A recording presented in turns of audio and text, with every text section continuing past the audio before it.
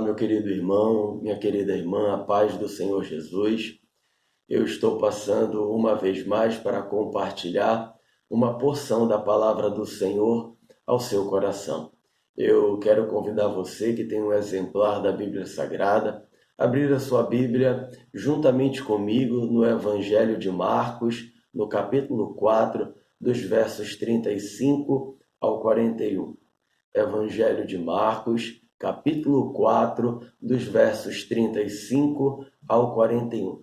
Este será o texto que nós estaremos utilizando para a nossa meditação, que diz assim: Naquele dia, ao anoitecer, disse ele aos seus discípulos: Vamos para outra margem.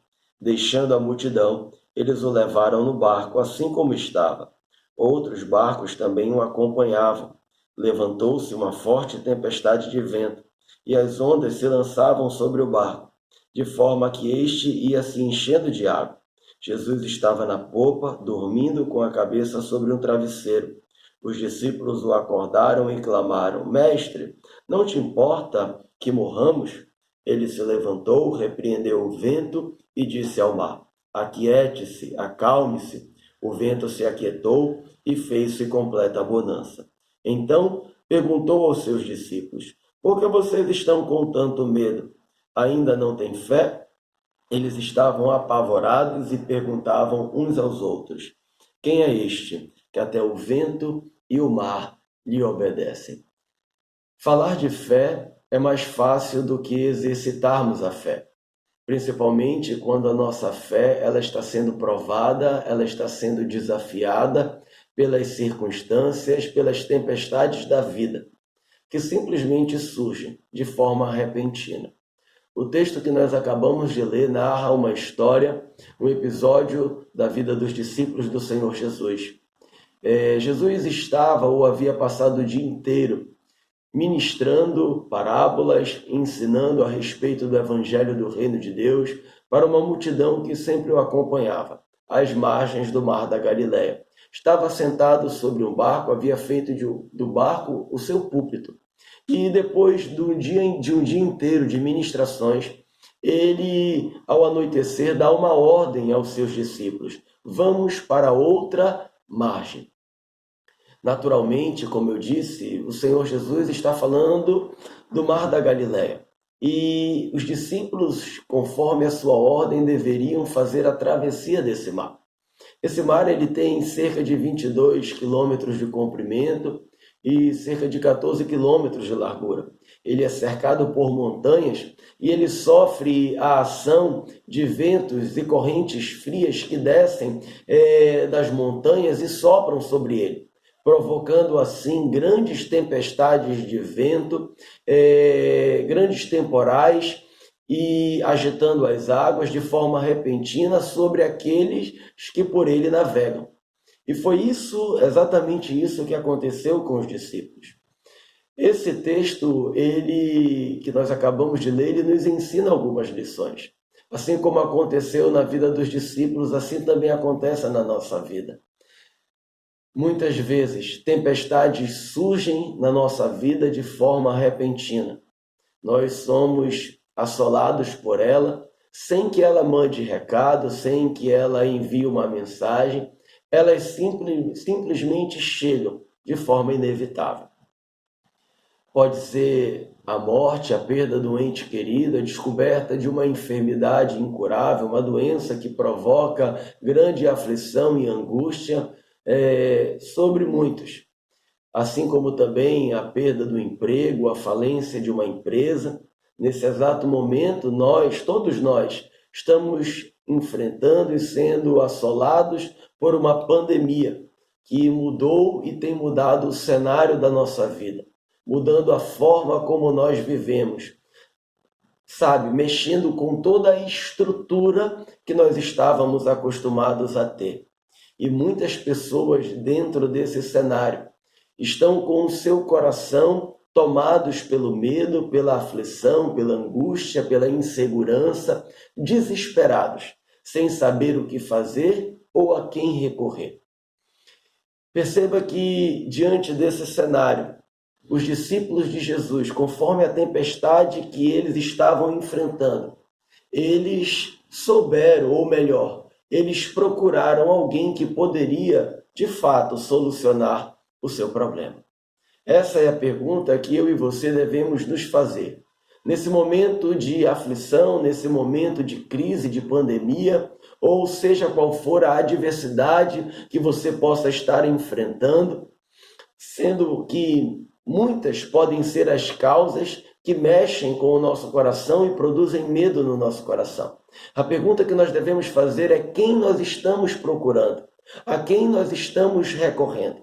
Se você não sabe a quem procurar, se você já não sabe mais o que fazer para cessar essa tempestade que tem assolado e produzido medo no teu coração, eu quero te convidar, eu quero te incentivar a procurar a pessoa do Senhor Jesus. Foi exatamente isso que os discípulos fizeram. Mas esse texto ele nos ensina também uma lição. Não é pelo fato de andarmos com Jesus, de crermos em Jesus, que isso nos tornará imunes às tempestades da vida. Ou seja, a presença de Jesus não significa a ausência de problemas, a ausência de tempestades. Essa história ocorrida com os discípulos, ela é uma prova exatamente disso que nós estamos passando. Muitas pessoas, talvez você que me ouve, Igreja do Senhor Jesus, que crê no Senhor Jesus, que coloca e deposita a sua fé no Senhor Jesus, está enfrentando, assim como eu, todos nós enfrentando essa grande adversidade que veio sobre todo mundo. E às vezes a gente fica se perguntando se o Senhor não está vendo ou por que nós estamos passando por isso, por que o Senhor não nos livrou. Como se o fato de a nossa fé em Cristo Jesus, o fato de crermos no Senhor Jesus, de o Senhor Jesus estar conosco, significasse ausência de problema.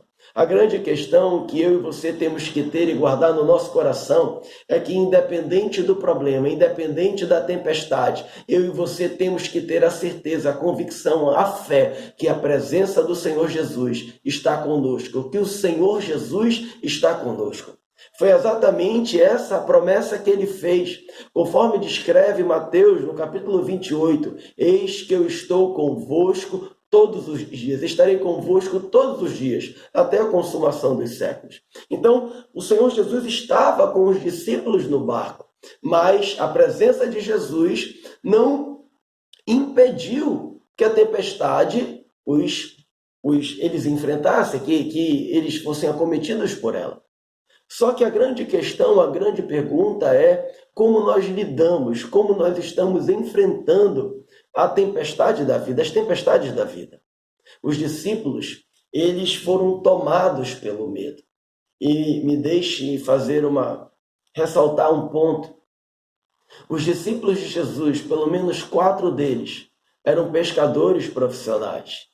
Essa certamente não foi a primeira tempestade que eles enfrentaram navegando pelo mar, pelos mares da vida, em anos de experiência como pescadores. Mas essa tempestade, ela abalou, ela mexeu com a estrutura deles, produzindo no coração deles grande desespero. As tempestades da vida, elas possuem a capacidade de mexer com a nossa autoconfiança. Ela tem a capacidade de mexer com a nossa estrutura. E diante dela nós percebemos que anos de experiência, a nossa capacidade, os nossos esforços, muitas das vezes não serão suficientes para que possamos fazer a tempestade que enfrentamos cessar.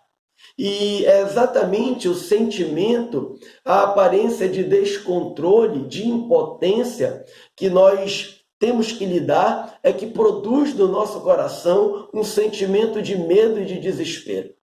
E esse sentimento de medo, de desespero, tomou o coração dos discípulos. A prova é que eles recorrem a Jesus, eles procuram a Jesus, clamando e falando: Senhor, não te importa que venhamos morrer? Não te importa que morramos, que pereçamos?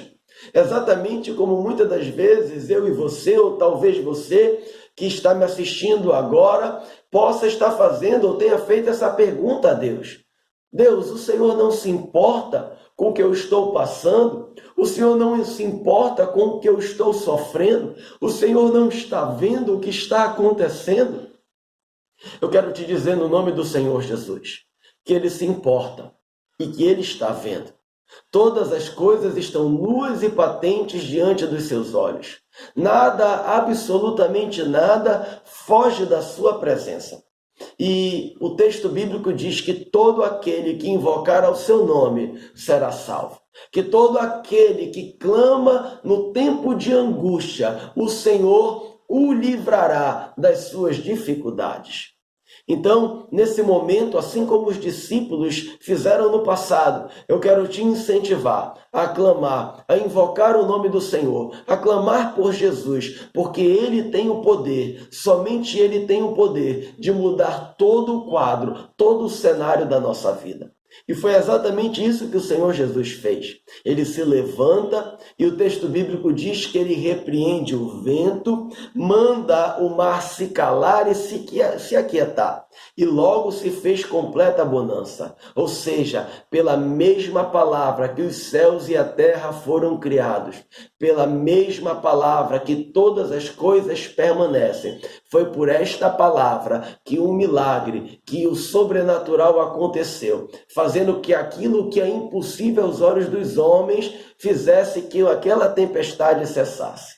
Ou seja, o que eu estou dizendo é que basta uma palavra de Deus a respeito da minha vida e da sua vida. Basta uma palavra da parte de Deus ao meu e ao seu coração para que a tempestade cesse e nós possamos gozar de completa bonança e de paz na nossa alma. Só que o texto bíblico, ele nos ensina uma outra verdade.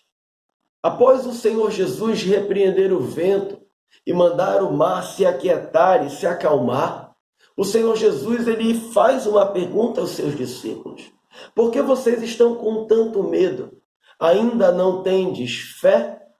O que Jesus está dizendo é que a fé, a falta de fé, ela é o motivo do medo. E o medo é um obstáculo para a fé. Nós temos que entender que se a fé ela não se estabelece, o medo domina. Ou seja, aonde a fé aparece, o medo desaparece. E aonde o medo se estabelece, a fé desaparece. Perceba que uma escolha anula a outra. Ou nós escolhemos e exercitamos a fé, ou nós somos tomados pelo medo. Porque, na verdade, o medo é o pânico da alma. E o sentimento de medo, o medo que muitas das vezes aprisiona a mente e o coração, é simplesmente pelo fato de pensarmos ou sentirmos que estamos vivendo um completo descontrole, que estamos à mercê da nossa sorte e que absolutamente nada pode intervir em nosso favor. E pelo sentimento de impotência, pela falta de descontrole que aparentemente predomina a nossa vida e aquilo que nos cerca, devido à tempestade que enfrentamos, faz que o nosso coração seja tomado pelo medo. Faz que o medo venha aprisionar a nossa alma e produzir grande aflição e angústia. Mas é importante que venhamos entender que, conforme o Senhor Jesus disse, que a falta de fé é exatamente o motivo de os discípulos estarem tomados pelo medo.